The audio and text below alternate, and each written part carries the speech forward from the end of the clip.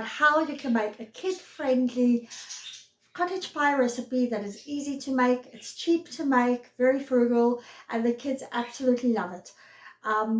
So without further ado, let's get into it and I will show you how the recipe works. So today I'm just peeling the potatoes. I'm going to use about 5 or 6 medium potatoes for a cottage pie dish for about 4 people, 2 kids and 2 adults. And it is simply the easiest thing to just quickly boil the potatoes and pop it into the Instant Pot. So that's exactly what I'm going to do. I am so in love with my Instant Pot that I'm going to use the Instant Pot to make my potatoes. And when the potatoes are done peeling, I will show you what's next. You can call me the budgie lady if you want to, because I have got 2 budgies that are just chirping away down the bottom there. There's actually 3 of them, a dad and 2 boys. Unfortunately, the mom died, but they are just constant company for me, and it's so fun to listen to them every day, especially when I'm home alone and the kids are at work, at school, and my husband's at work. So yeah, a lot of fun to listen to these budgies, and they are just delightful, and they're good company during the day. They just make the videos a little hard to edit because their constant chattering constantly is on the video. So anyway, I'm finishing off peeling these potatoes, and then I will get back to it and show you what's next.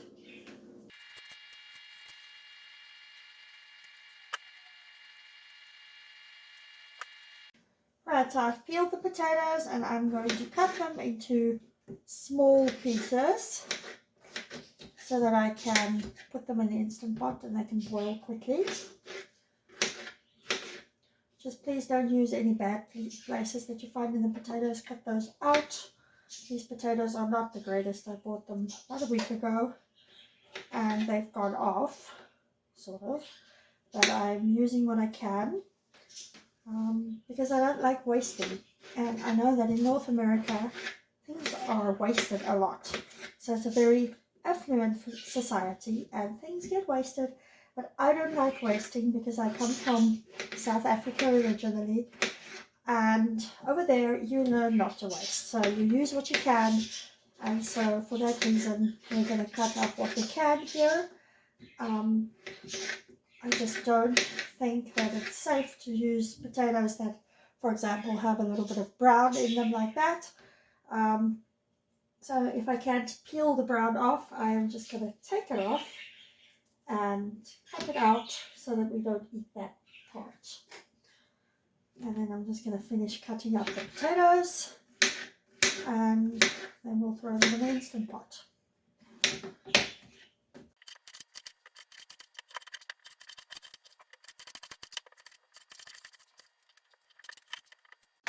There we go. I'm happy with the amount. I'm just going to pop them into the Instant Pot. Whoops. Going all over the show. I have to pick them up and fix that up.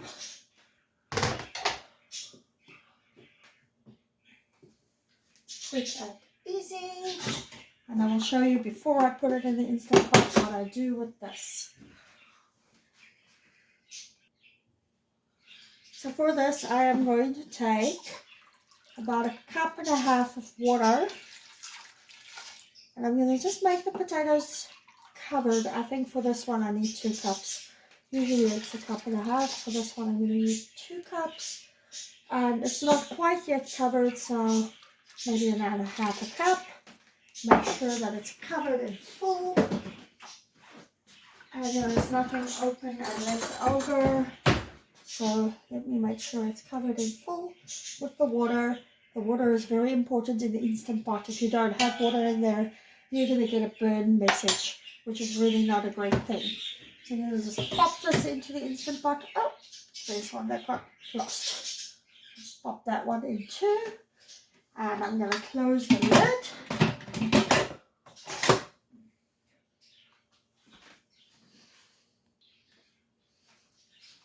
So now what I'm going to do with the Instant Pot is I'm just quickly going to explain to you how this works. once we put it on and we put on the lid, there's a vent. And by the vent, there's a little red button that pops up. So the red button, once it reaches pressure, it will pop up and the Instant Pot will go on. But in order to reach pressure, I have to put my vent on seal. So I'm putting my vent on seal, and then usually when you do potatoes, for whole potatoes, you're going to put them in for 12 to 15 minutes. Now mine is cut up. I am going to try and see what happens if I put them in for 7 minutes. So I'm going to say pressure cook, and let's do 8 minutes. And I'm just going to leave it until it reaches pressure and switches on. Already reached pressure, well, not reached pressure, but it's already gone on. Now it's going to build up pressure. The little red valve is going to pop up, and then it's going to start counting down. Now while that is happening, I am going to get my meat and start on my meat. So the Instant Pot has been busy reaching steam, and I have run out of, there it's beeped, and now it's going to start counting down from 8 minutes. In the meantime, I will put some oil in my frying pan. Not a lot, I don't need a lot. And I am going to switch it on to about 6. And then what I'm going to do is I buy these ground beef sausages, if you want to call it that, at Superstore. There's 3 in the bag, and it cost me $11 for 3 of them. This is about, I would say, about 400 grams. And so I'm just going to cut one of them open. I've defrosted it. I'm going to cut it open, and then I'm going to, oh, that's not good. I'm going to pop it in the pan and see what I can do.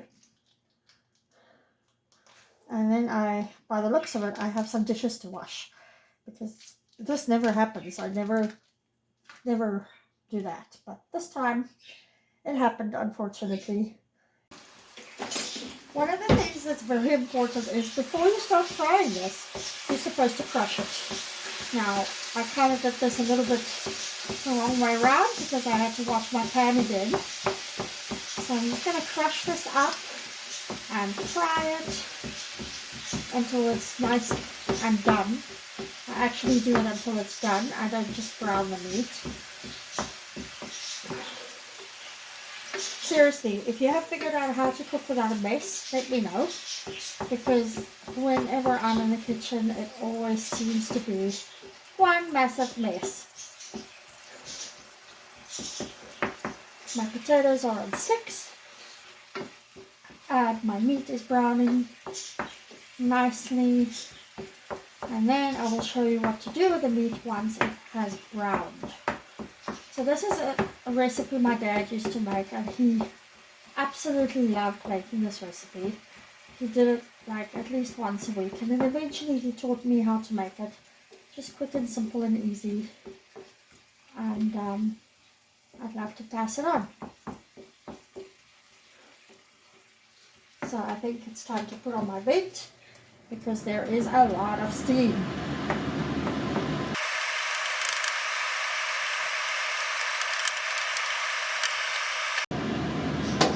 So just letting that cook a little bit, and now one of the tricks is just to get some ketchup. It really doesn't matter what ketchup.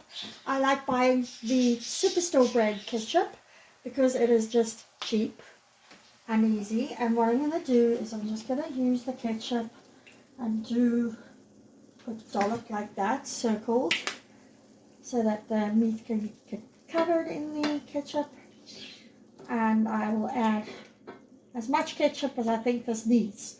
Now I'm also going to add some other things to it, because today I actually want my kids to eat healthy, so I want them to have veggies in them. So I'm going to add some veggies into the meat. The veggies do not have to be cooked because we're going to pop it into the bowl later on to make the cottage pie. So I'm just going to do this and let it go for a little bit. Make sure there's still pieces that are not broken up properly, that I am just breaking up quickly.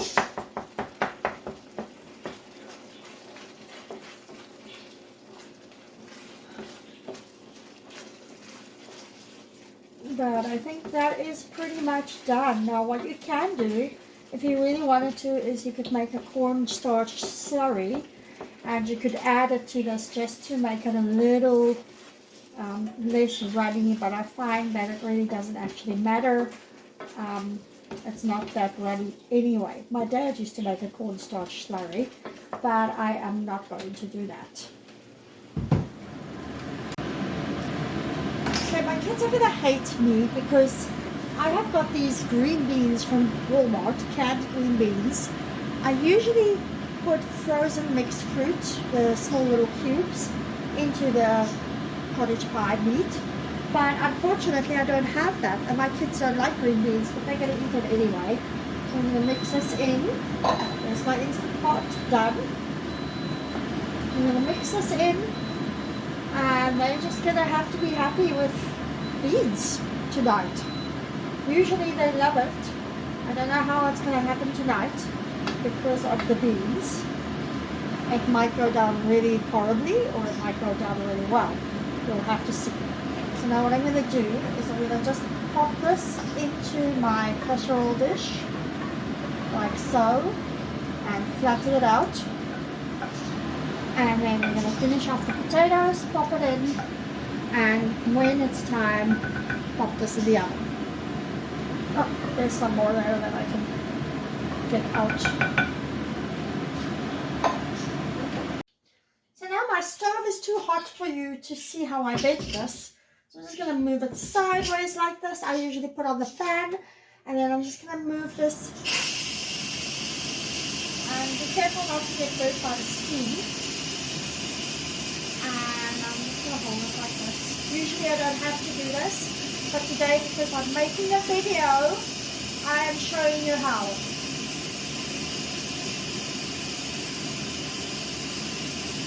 A lot of noise. You can barely hear me. Can you hear me at least?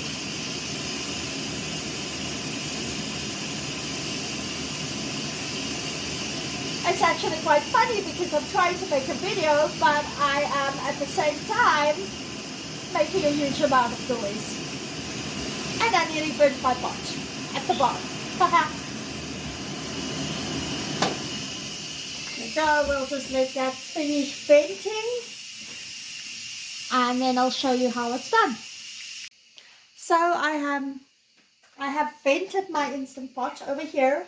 I wanted to show you on the video, but then it didn't come out, and because I can't see the screen, it just doesn't work that way. So I will show you how it works in a minute. So that was just the salesman at the door, and I am back. So I'm going to take my potatoes out of the Instant Pot, and then we're going to go ahead.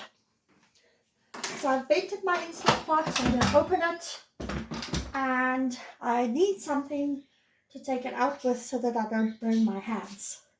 Now in the manual, or when you buy the Instant Pot, it comes along with some trivets and some little gloves to take the Instant Pot out.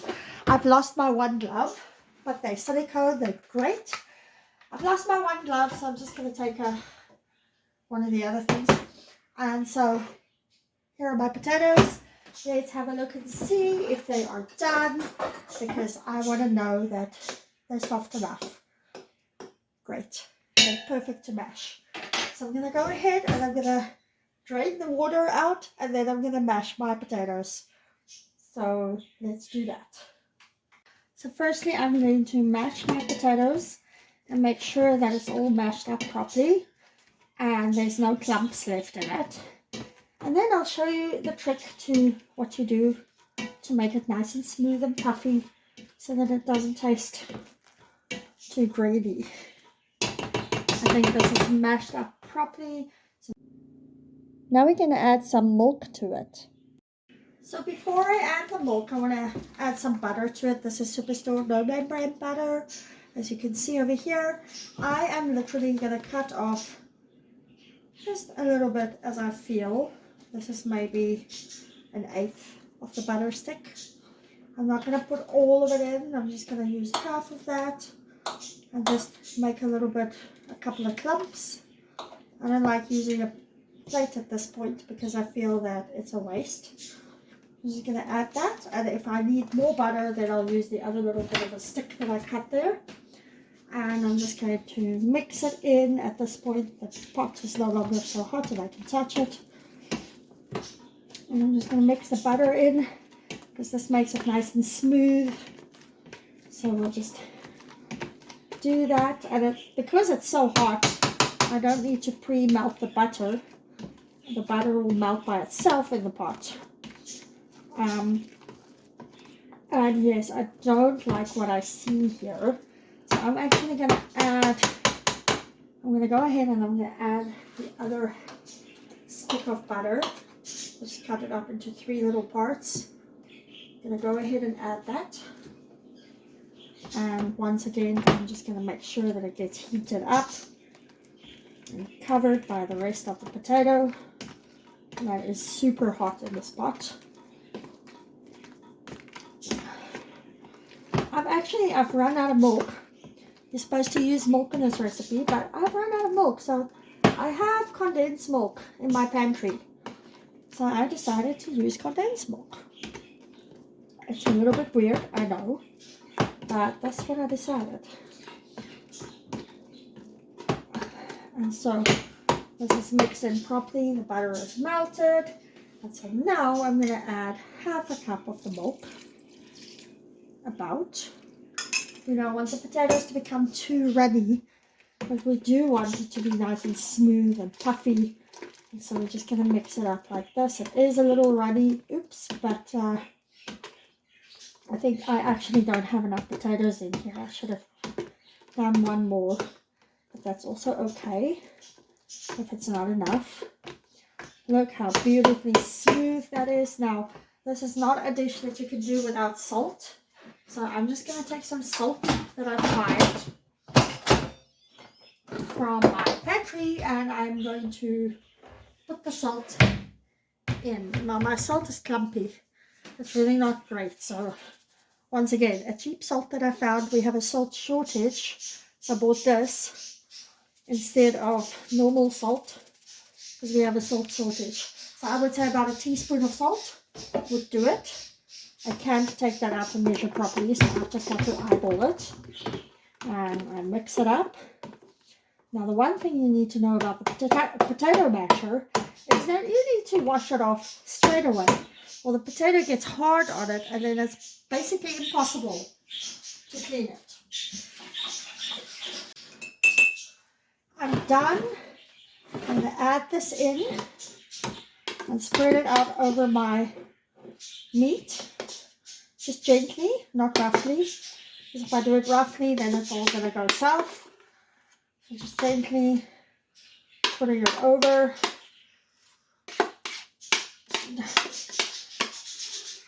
And then I'm going to spread it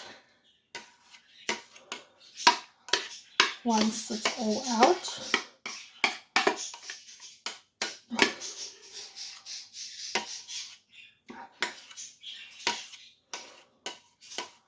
Oh, yummy. I feel like eating lunch right now. This is for dinner. So one of the tricks that I have learned is that it is really, really great if you have a spatula, because it basically cleans your pot out clean and there's nothing left in it to wash out. So you can get everything out of all the nooks and crannies and just get it all out. And instead of having a waste, you make use of it. So I've got it open here. I'm just going to spread it out over the meat very gently because we don't want it to go into the meat. So very gently we're just spreading it out like such.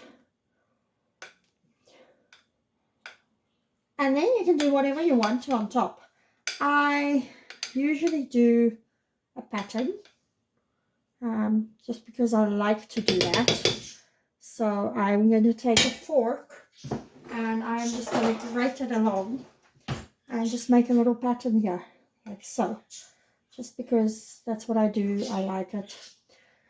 I wonder what condensed milk water instead of milk is gonna taste like. What I've done is I've just used a little bit of the condensed milk and added water to it to make it look like milk and kind of taste like milk, a very sweet milk. There we go. It is ready. And I'm going to put this into the oven at 350 degrees for about 5 minutes just to brown it on the top. And then it'll be ready to eat. It'll also warm up the beans inside. So it's great. The beans are pre-cooked already because they come out of a can. No need to cook them. If I had to cook it, I would put it in for half an hour. But because it's not needing to be cooked, the dish can go in as is for about 30 minutes. So when I come back from picking up the kids from school, I will be putting this baby in the oven. In the meantime, I will just cover it and wait for it. I'll come back and we can put it in the oven. All done. All right, so my oven is heated up to 350 degrees. I'm going to pop this in and then just have it cook a little bit inside the oven for about 15 to 20 minutes. And then I'll broil it for 2 minutes. And it is done broiling. So I am going to take it out. It has just got a nice little crisp outer layer. And we're going to switch off there. Sorry, not there. And it is done. This is a yummy recipe that even the kids will love. And I'm going to show you what it looks like on the plate. And there you have it, some yummy cottage pie that the whole family will enjoy. You can eat this with a salad or with some other dishes with it. But this is a yummy cottage pie, kid-friendly, and everybody can enjoy. Well, I hope that this has been helpful to you. I hope you're going to try the recipe. And if you have tried it, let me know in the comments below. I have put some links down the bottom that might be interesting to you, to some Pyrex dishes and other things. And also, if you like this video, please like and subscribe at the bottom. And I will see you in the next video. Bye!